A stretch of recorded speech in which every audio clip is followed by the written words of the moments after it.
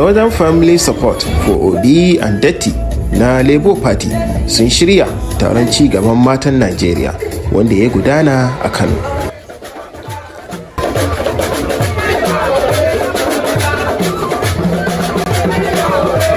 A Lahadin nan ne 22 ga watan Janairu, ƙungiyar nan wato Northern Family Support for Obi Da Datti Baba Ahmed dan takarar shugaban ƙasa da mataimakinsa na jam'iyyar Labour Party suka shirya liyafar girmamawa da nuna karamci ga al'ummar jihar Kano. Liyafar ta haska yadda jama'ar jihar suka amsa kira da yin Dafifi, domin kuwa an samu dubun dubatar mutane daga faɗin jihar da suka halarci liyafar. An fara liyafar ne da karfe 11 na safe a manyan ɗakunan taro da ke Afsan Event Center lamba 3 da ke titin Magaji Rumfa da kuma kan titin Sultan Road duka a Nasarawa GRA da ke jihar Kano. Ɗan takarar na Labour Party Obi ya yi jawabi tare da godewa matan Kano a bisa irin tarban karamci da suka yi masa. Sannan ya ce, "Sannan ku matan Kano, lalle ku iyaye ne. Sannan ku 'yan uwa mata masu kirki." Mataimaki na Datti da ni Obi za mu kafa gwamnati mai tsari. Za mu kafa gwamnati mai tsari a ƙasar nan. Tsarin da zai taimaki mutane kuma ya fitar da ƙasa daga ƙangin wahalar da ake ciki. Shi yasa duk inda muka je sai mun gudanar da taro domin mu ba jama'a dama su yi mana tambayoyi akan abin da ya shige musu duhu.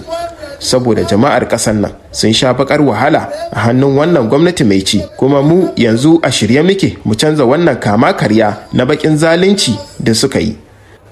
Domin ƙasar nan tun fil azal mai albarka ce, kuma jihar Kano haka take da albarka. Za mu sake dawo da darajarta. Haka zalika kuma muna so mu samar wa matasan jihar nan aiki, saboda zaman banzan da ke damun matasa yayi yawa.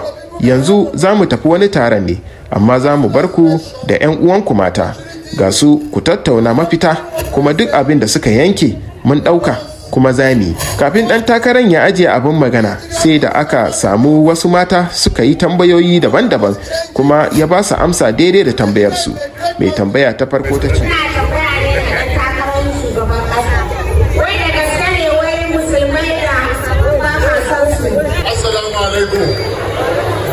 a tsarinmu ban yi shirin bayani ba, amma saboda tambaya mai kyau da kika yi zan yi magana.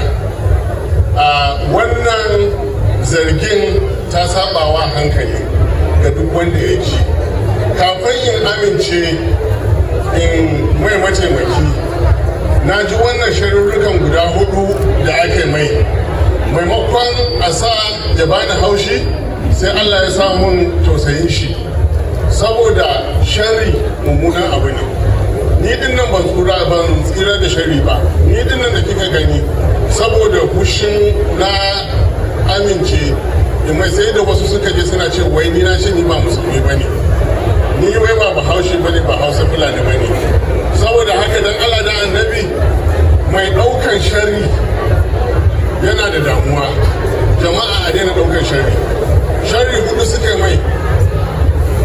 Na ɗaya suka ce wai ya taimaka wajen kisa, kashe 'yan arewa musulmi.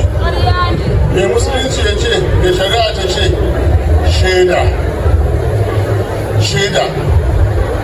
Mortuary ko police station kwaya ɗaya nake nema, wanda aka ce yau ga wani musulmi gudan arewa an kashe a dalilin shi, babu. Har yau ba samu ba. A nan jihar Kano na shiga gidan rediyo na yi wannan ikirarin. Na biyu suka ce wai ya sa a rusa masallatai. Wannan ma ƙarya ne, shari ne. Saboda bunƙasan al'umma, yawan jama'a, an sani cewa kasuwa takan zo ta ci ƙarfin wuri. Kasuwa ce ta ci ƙarfin wuri, ta yi ambaliya ta hau kan titi. Shi kuma irin titunan da ya gina ba a taɓa yin su ba a jihar shi.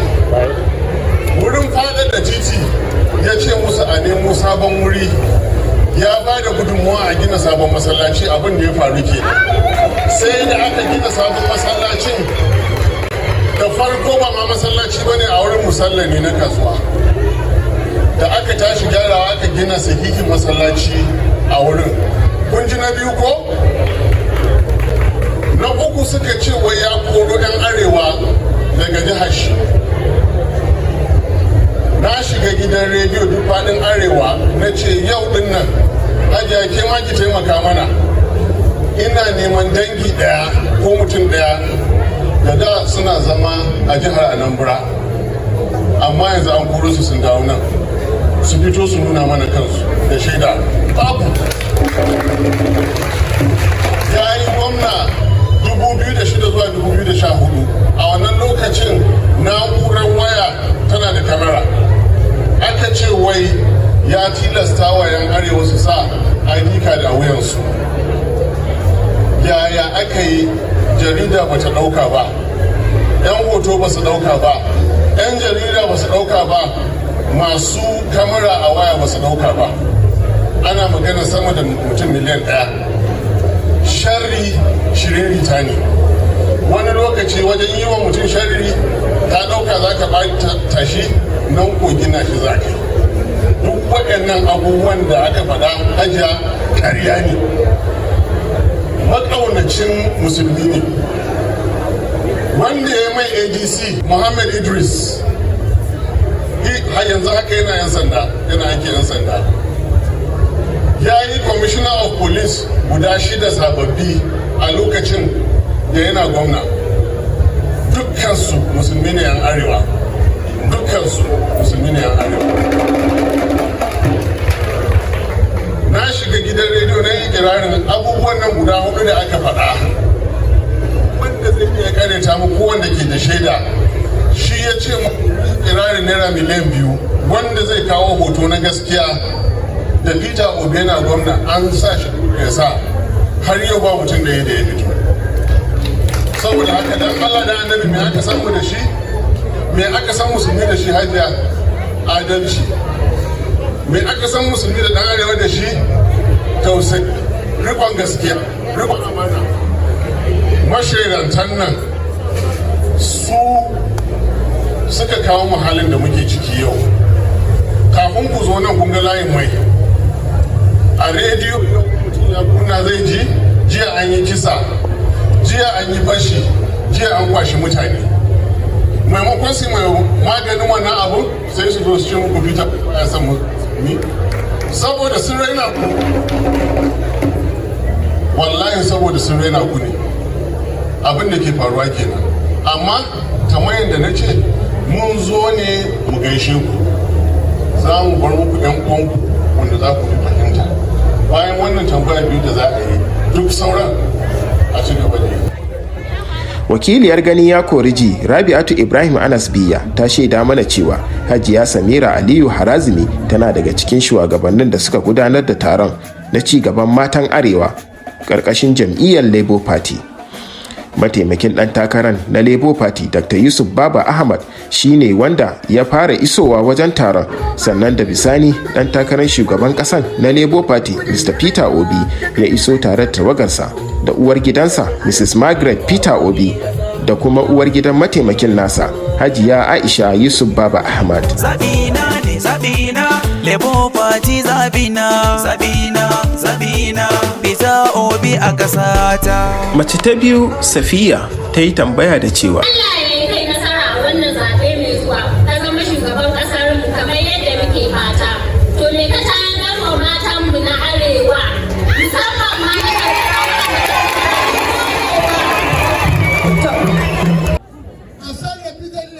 wannan tambaya na sha amsa ta da cewa gwamnatinmu za ta zama na matasa ce da kuma mata, matasa da kuma matan da suke karkara. Kuma wahalar talauci da muke fama da ita a yanzu sanadiyar wannan gwamnati mai ci ya fi addabar mutanen karkara a arewa. Kuma muna da tsari da muka samar da zai maganin talauci a arewa. Kuma bari in sake faɗa, a cikin abubuwan da za mu fi mayar da hankali a gwamnatinmu shine fannin tsaro da kuma haɗa kan 'yan Najeriya da kuma fitar da 'yan Najeriya daga kuncin talauci. Kuma ba za ka iya yaƙar talauci ba sai ka kafa hannun jari ga matan da suke karkara. domin su ne za su samar da amfanin gona, kuma abin da muke son yi kenan a arewa. Domin akwai filin noma mai yawa, kuma za mu yi amfani da damar wajen yin noma da girba amfani mai kyau, ta yadda mata za su amfana, kuma mataki ne na canza Najeriya. Kuma ga mata da suka yi karatu, za mu tabbatar da cewa sun samu aiki a gwamnati, domin shi ne fatan rayuwa mai ɗorewa. Da wayannan bayanai ne 'yan takarar suka yi sallama da taron domin su wuce wajen wani taron na gaba da yake jiransu.